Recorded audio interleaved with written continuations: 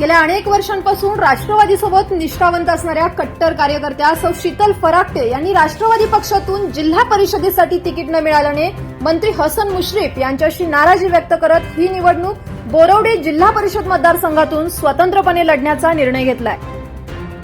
नमस्कार, मी सौ शीतल रोहित फराकटे। गेली 10 वर्ष राष्ट्रवादी काँग्रेस पक्षासाठी काम केलं। गेली 40 वर्ष आमची मागची पिढी आणि गेली 10 वर्ष मी आदरणीय मुश्रीफ साहेबांच्यासाठी अतिशय प्रामाणिकपणे काम करण्याचा प्रयत्न केला।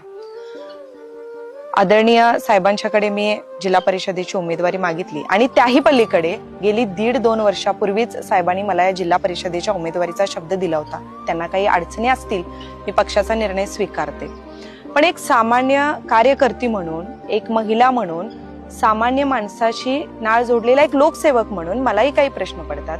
गेली अनेक वर्ष आम्ही आदरणीय मुश्रीफ साहेबांचा प्रचार केला, साहेबांची भूमिका ठामपणे मांडण्याचा प्रयत्न केला। विरोधकांच्यावर विधान करणं असेल किंवा आपल्या नेत्यावर आलेल्या अडचणीत सुद्धा अगदी ठामपणे उभं राहण्याचा मी आजपर्यंत प्रयत्न केला। मी कधी माझा संसार, पोरं बाळाशी कारणं देत बसले नाही। याही पलीकडे जाऊन साहेबांच्या प्रती, आपल्या नेत्याप्रती निष्ठा जपण्याचा प्रयत्न केला। पण असं असताना सुद्धा नेहमी निर्णय घ्यायची वेळ येते तेव्हा आमच्या पदरी पिढ्यानपिढ्या निराशा का पडते, हा प्रश्न आमच्या मनात कुठेतरी येतो।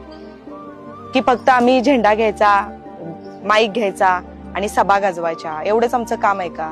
सर्वसामान्यांच्या पर्यंत पोहोचून काम करण्यासाठी आम्हाला नेते मंडळी कधीच कुठला स्थान देणार नाहीत का? हा प्रश्न आमच्या मनामध्ये येत असताना आज या ठिकाणी या माध्यमातून मी सांगू इच्छिते की माझी लढाई कुणाच्याही विरोधात नाही, पण माझी सगळी सर्वसामान्य जनता असेल, माझा युवक युवती वर्ग असेल, शेतकरी वर्ग असेल, वंचित बहुजन समाज असेल, माझ्या माय माऊली सगळ्या असतील, त्यांच्यासाठी काम करण्यासाठी आणि एक विकासात्मक धोरण त्यांच्यासमोर घेऊन जाण्यासाठी आज या ठिकाणी जिल्हा परिषदेची ही निवडणूक मी स्वतंत्रपणे लढण्याचा निर्णय घेतलेला आहे।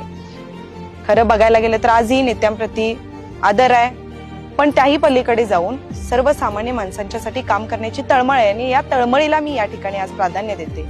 धन्यवाद।